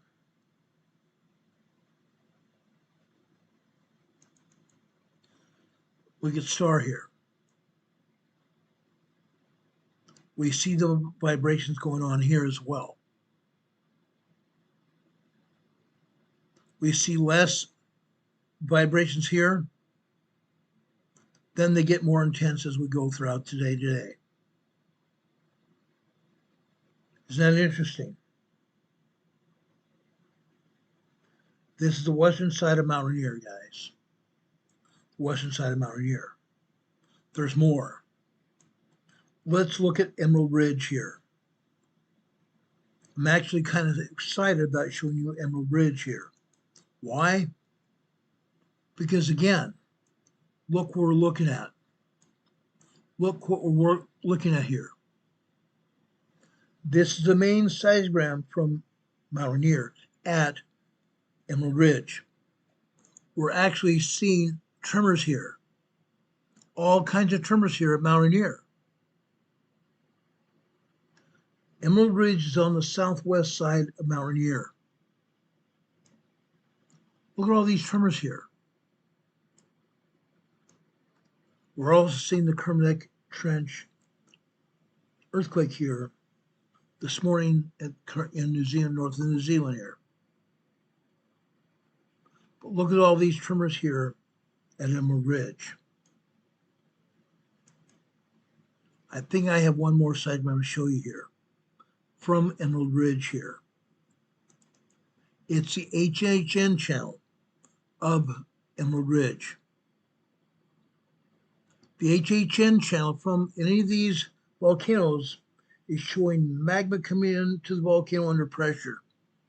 These wavy lines are, by design, happening as a result of magma coming into the magma chamber of the volcano.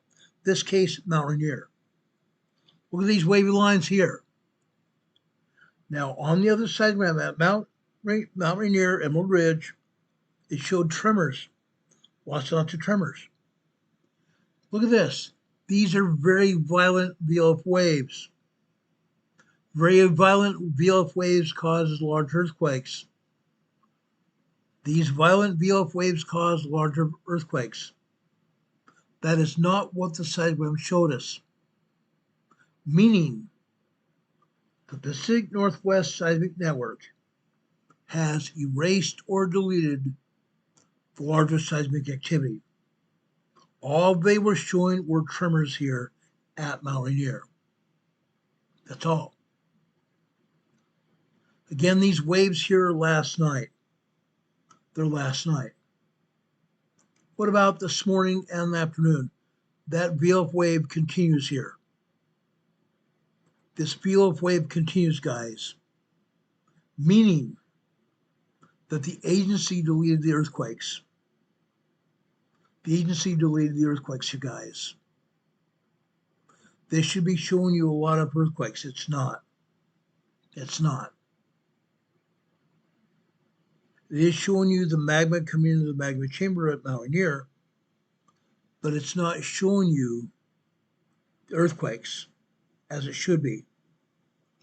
The agency is not allowing anybody to see what exactly is going on at these volcanoes. They're not wanting anybody to know. That's why we are telling you. That's why we are showing you these seismograms. You need to know what's happening yourself. I want to explain these seismograms and what's going on so you're aware of what is happening at these volcanoes. Again, yes, the volcanoes are having earthquakes. People that congregate or live around these volcanoes are feeling the pressure here. They're feeling the hydraulic pumping of the magma beneath the ground they're walking on, or the homes where they're situated on above the magma chambers.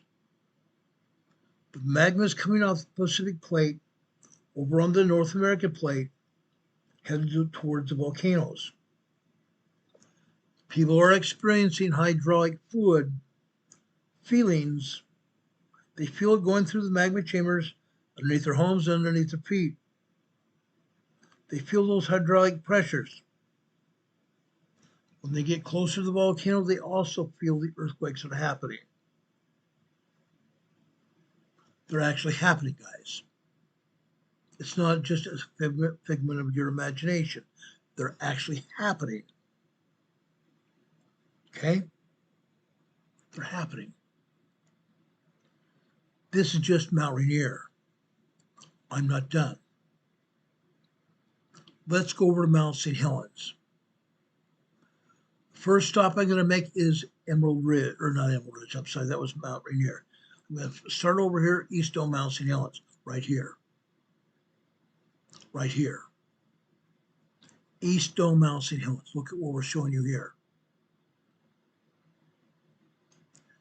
This is the HHN channel showing you the magma that's coming in to Mount St. Helens, just like Mount Rainier. The magma coming into Mount St. Helens is the same thing. Coming in under lots of pressure here last night, just after 8 p.m. Look what happens after that.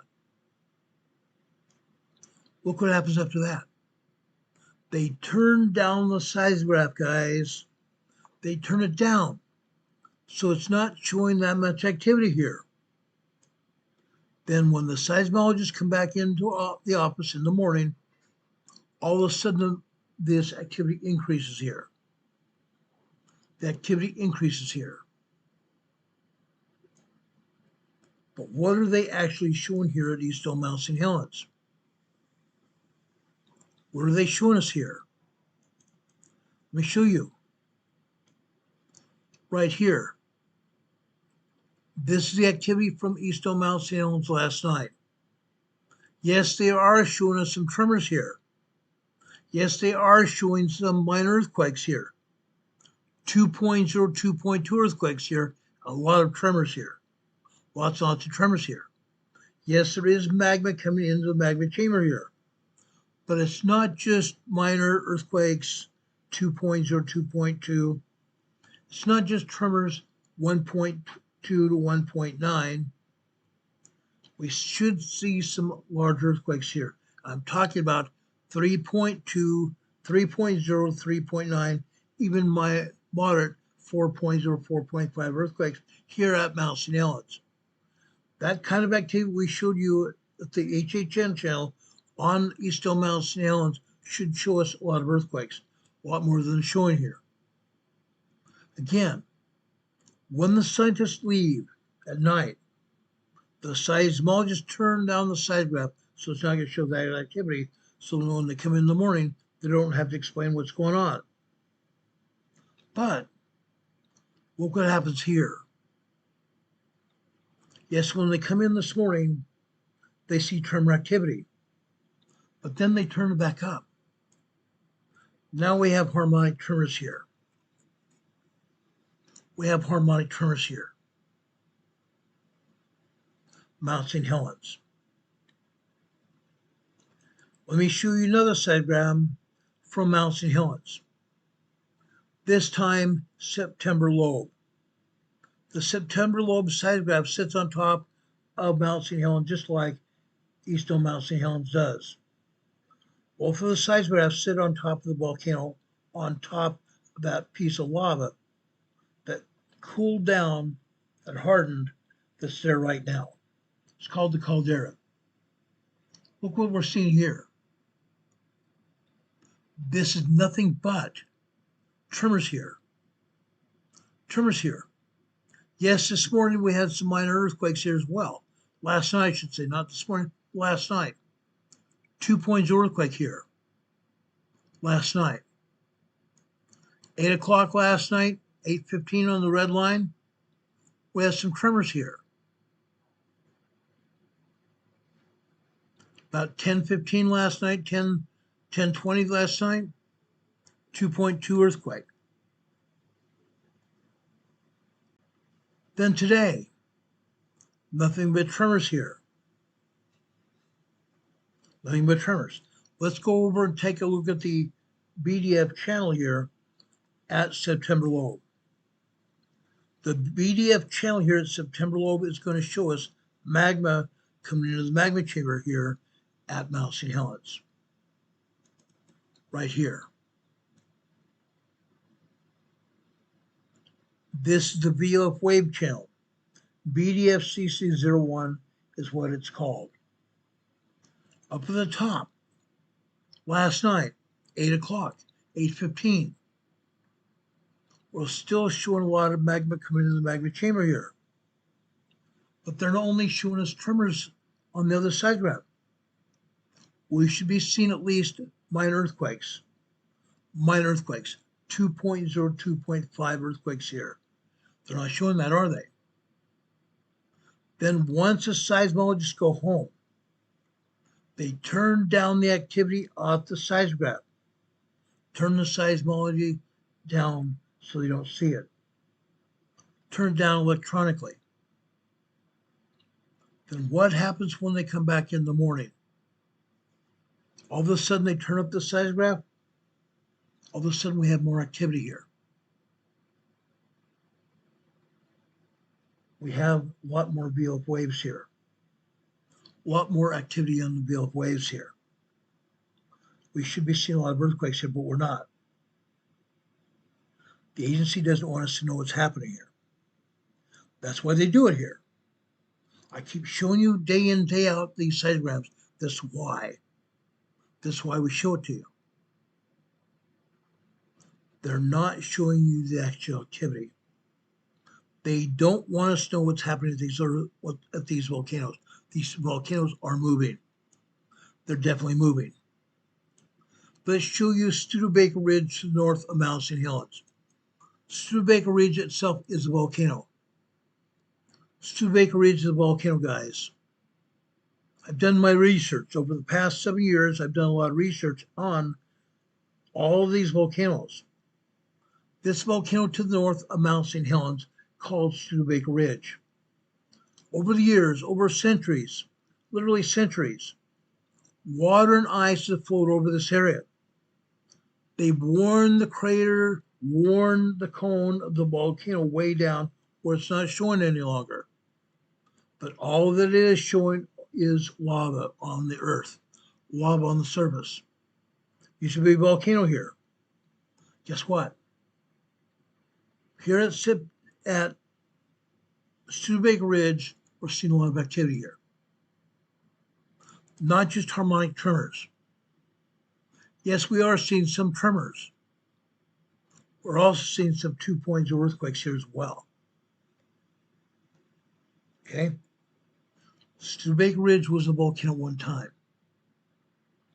All of the volcanoes are recharging. They're recharging. That's why you see this activity here. Studebaker Ridge is a volcano. Okay? One more seismogram here from Mount St. Helens. I took it upon myself to show you what is going on at another seismogram. This time, Sugar Bowl. Sugar Bowl. Sugar Bowl is north of Mount St. Helens as well. Look what's happening here. Look at all this activity. Last night, 8:15 last night on the red line. Harmonic tremors. Harmonic tremors for about 3 hours last night from the very beginning. Then the seismologists went home. They turned down the electricity at the seismograph, turned down the sensitivity. So all of a sudden, all we see are tiny tremors here. Tiny tremors, almost harmonic tremors, but not harmonic. Then they came back in this morning. They did not turn up the seismograph at this point in time at all. Because all we are showing here are tiny tremors, not harmonic tremors, and no earthquakes at all. Interesting. Again, they're proving my point valid. That they turn it down late at night. Usually they turn it up early in the morning when they come back. In this case, they did not do that. They kept it turned down. Now, guys, we're pushing 7 o'clock here. Nearly 2 hours here. I'm going to stop here at Mount Hood in just a minute. To stop at Mount Hood. I want you to know what's happening here. I think it's absolutely necessary to understand what's happening here. Let's go over and look at Hood Meadows, south of Mount Hood. Hood Meadows, south of Mount Hood. Look what's going on here. Last night, You see some magma coming into the magma chamber here. These magma pulse signals. Magma pulse signals here. You see thicker lines and very thinner lines. Thinner the lines, less magma here. Here you also see tremors here, caused by the incoming magma inside the volcano, fracturing the rock inside the volcano, causing movement. Doesn't matter whether it's tremors or regular earthquakes, same difference. Fracturing rock inside the volcanic chamber that's here at Mount Hood. That's what we see here. As I said before, they turned down the seismograph. In this case, I don't believe they even turned it up last night. They kept it turned down. Then all of a sudden this morning, they turn it back up. They turn it back up because we see the Kermadec Island Trench here. We see the Kermadec Island Trench here, movement, 6.0 earthquake. Then after that, we see a bunch of tremors here. We also see a lot of magma coming to the magma chamber. The thicker lines, magma coming to the volcanic chamber. You also see some tremors here. Tremors. When we have magma coming into the volcanic chamber like this, it causes earthquake tracks, fracturing the rock inside the volcano, causing earthquakes here. That's what we're seeing here. Mount Hood Mountain Meadows. Hood Meadows here. Now, let's go over here to Timberline, the southern side of Mount Hood. The southern side of Mount Hood. Look what we're not showing you here. We have very thin lines here, guys. Very, very thin lines. And in one case, or maybe several cases here, they actually turned off the seismograph. I believe they turned off the seismograph here. Doesn't show anything going on. No lines or anything. But it does show some thinner lines here. So we know that magma is coming into the magma chamber of this volcano, Mount Hood. Then again, they go home. They come back in the morning. They turn up the sensitivity of the seismograph. All of a sudden, we have a lot of tremors here. So, small wonder. When the seismograph is working, we see activity. This is Mount Hood. This seismograph is over at Government Camp on the lower side of Mount Hood, south side of Mount Hood, Government Camp. Okay, this is Timberline seismograph. There's one more on the southern side of Mount Hood, but further up the slope of Mount Hood.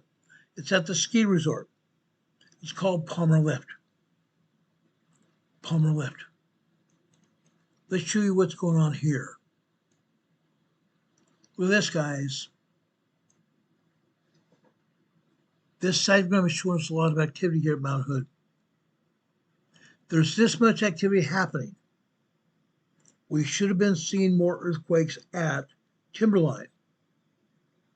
We should be showing a lot more earthquakes here at Timberline, but we're not.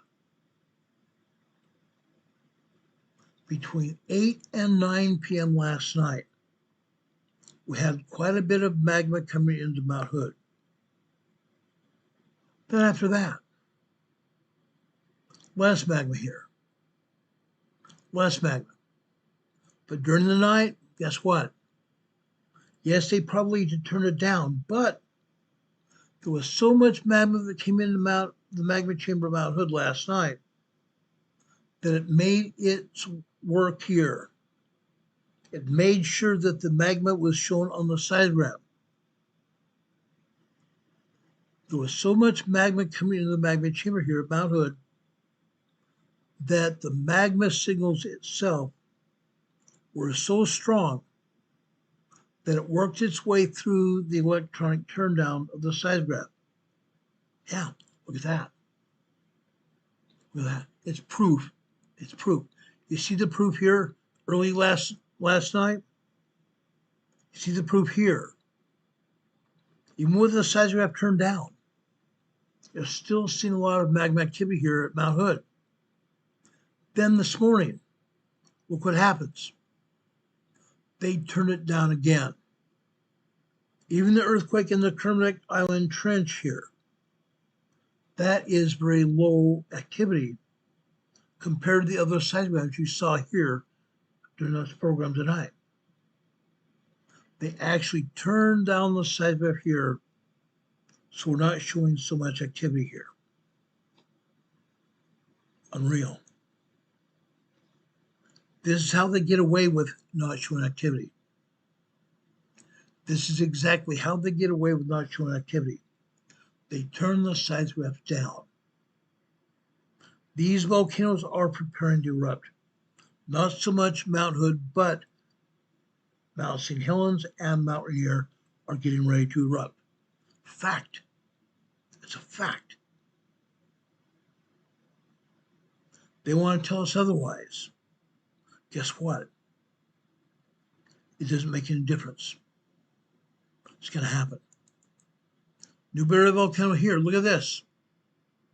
Newberry Volcano is having tremors and harmonic tremors, earthquakes, caused by the magma coming into Mount Newberry Volcano here. Look at that. Let's take a look at Sister Volcano as well.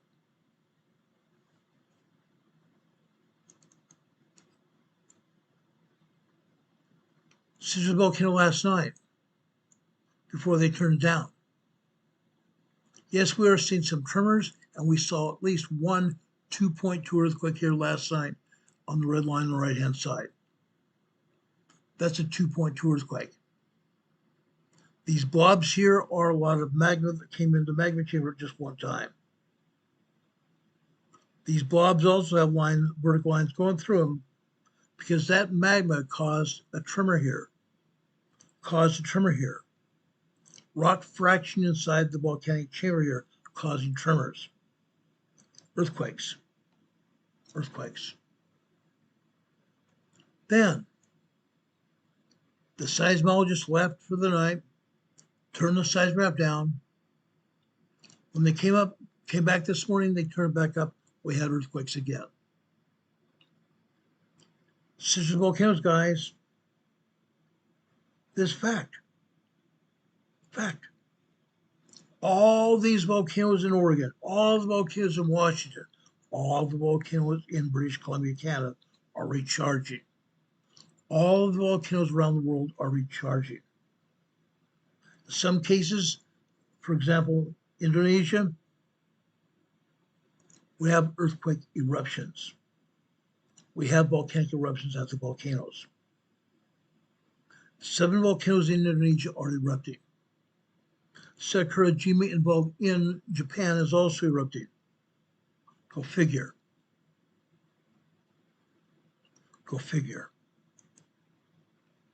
It's happening, guys.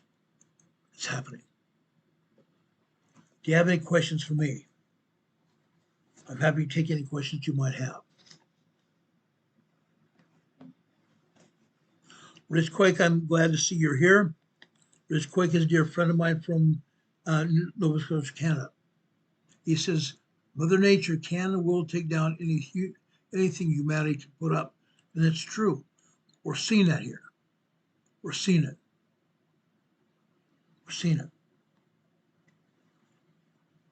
Now, does anybody have any questions? Demon Catman just put a chat in the chat I want to expound on just a little bit before we leave here. He says, I pay hundreds of dollars a month just for bandwidth to broadcast with, our internet bandwidth. We pay $358 a month. Unreal. Guys, you can help support our channel. Down at the bottom of our screen here, you see 2 PayPal locations going across the bottom of your screen. You can donate. You can go there and donate money to our PayPal to help keep this program on the air.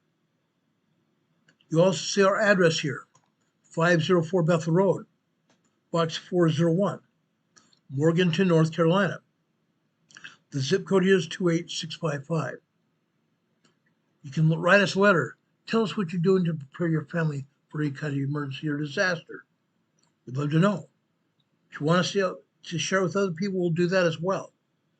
Inside your card or letter you sent us, you can insert money or you can insert a check to send us to keep this channel in the air. We'd appreciate it greatly. We'd appreciate you greatly. We appreciate your support. We appreciate you being here tonight. We appreciate everything you do for us.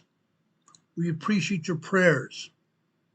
There are several people in our EMA family that need prayers. My buddy Don Patova is one of our mods here. He's not here tonight. He's having some health issues.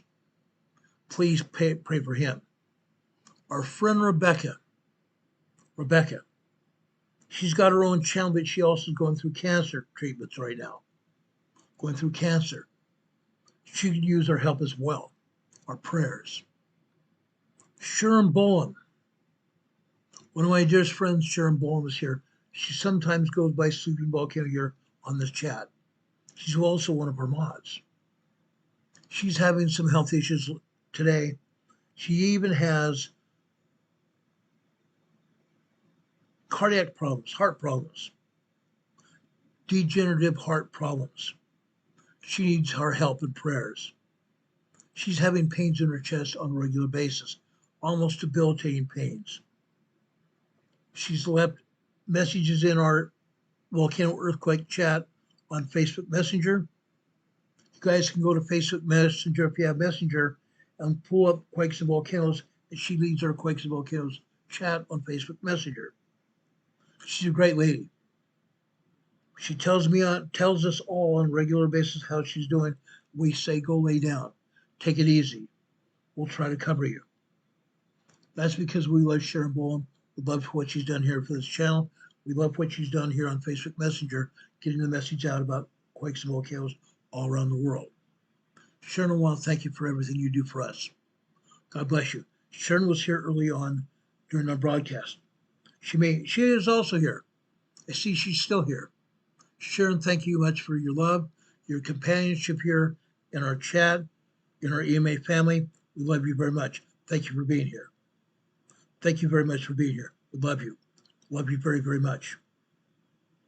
Love everyone. Love our mods. We want to thank our mods for being here as well.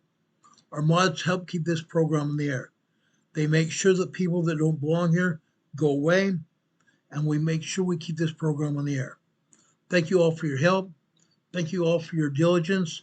Thank you all for your love and your support. We appreciate you being here. Please, guys, please share this program far and wide.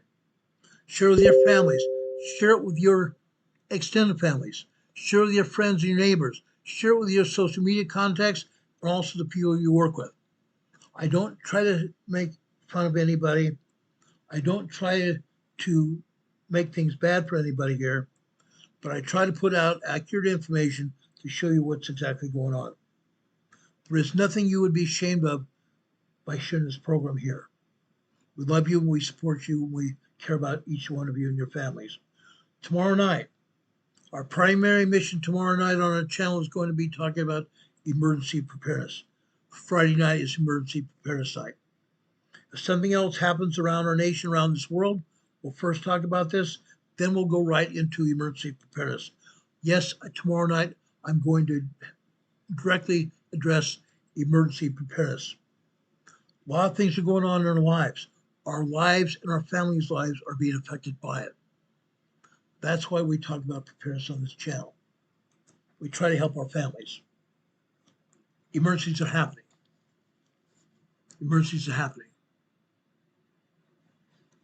Thank you all for being here, guys. Before I leave here, I want to share a scripture with you. The scripture I'm going to share with you is coming from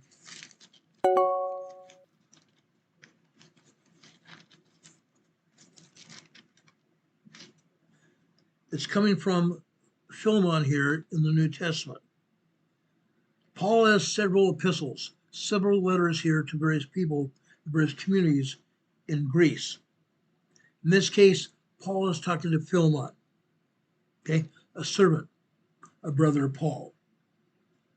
In verse 4, he says, I thank my God, making mention of you always in my prayers.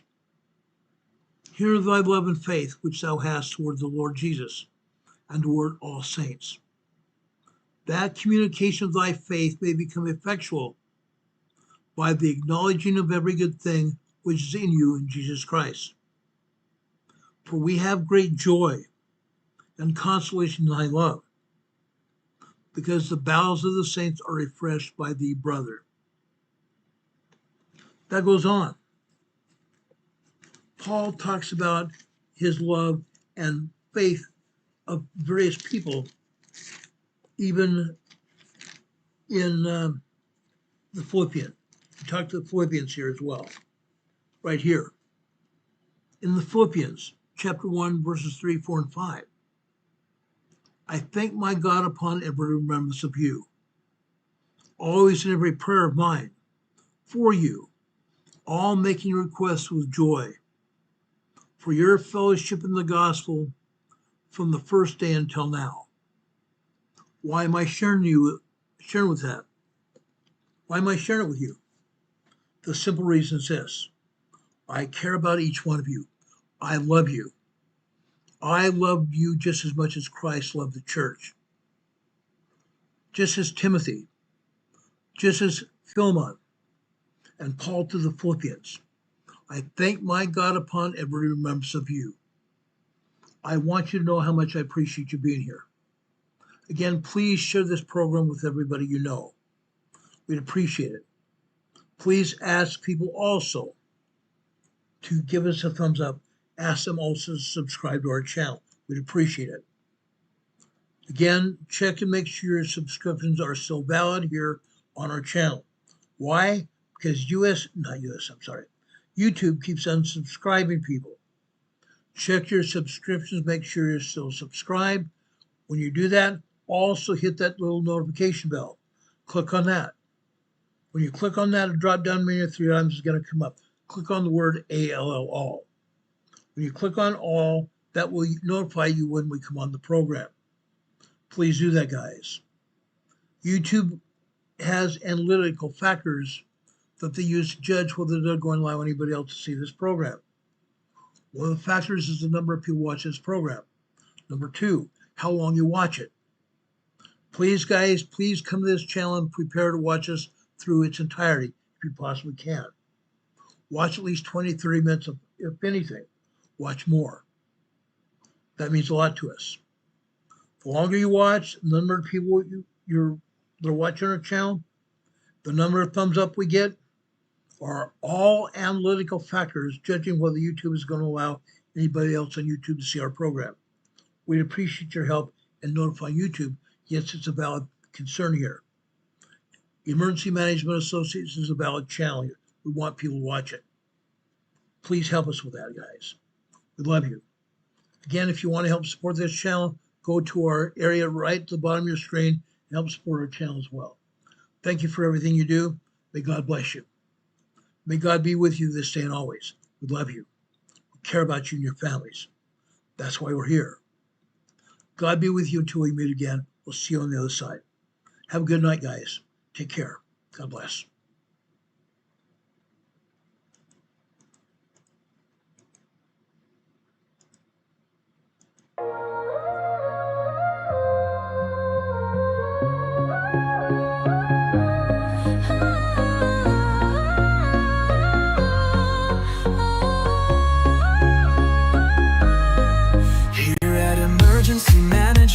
Associates, we're dedicated and true, bringing you the essential knowledge, helping you see things through. From disaster preparedness to navigating recovery's embrace, we're here to guide you in every unpredictable time and place. We break down the complex, make it easy to grasp.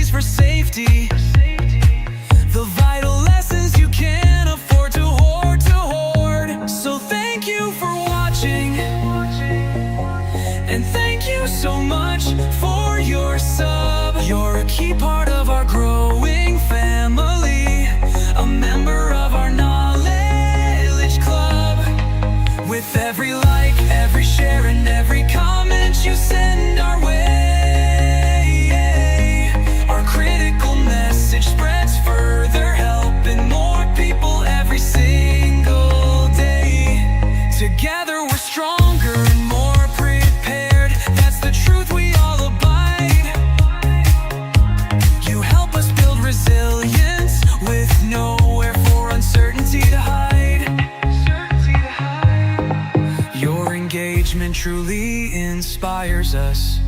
Your feedback acts as a guiding light, helping us continually grow and making our channel's future bright. We're always learning, always striving to be better. Bring you the most up-to-date information, no matter the weather. Emergency Management Associates is here for you now and forever, it's true. Keep watching, keep learning, because we truly appreciate all that you do. Thank you.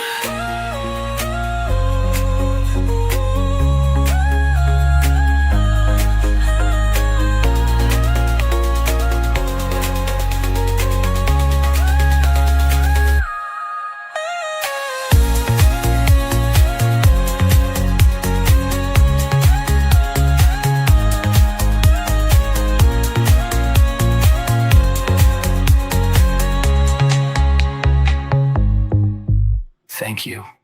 Thank you, everyone. We love you. Have a good night. See you soon. Good night.